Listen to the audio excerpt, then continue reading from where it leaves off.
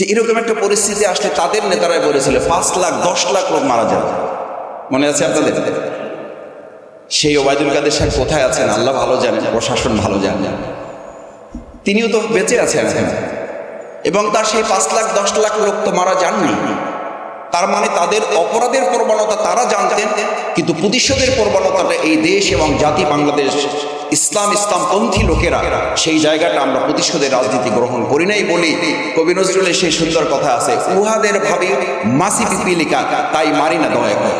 যে আপনাদের আমিরে জামাত এত সুন্দর করে কথা বলেন কি করে, এটার একটা জবাব আমি বলেছিলাম যে আমি এরকম পাশে বসে শহীদ মাওলানা দেলোয়ার হোসেন সাইদি রহমাহুল্লাহকে জিজ্ঞেস করেছিলাম, আপনাকে মানুষ এত পছন্দ করে, আপনার কথা এত শোনে কেন?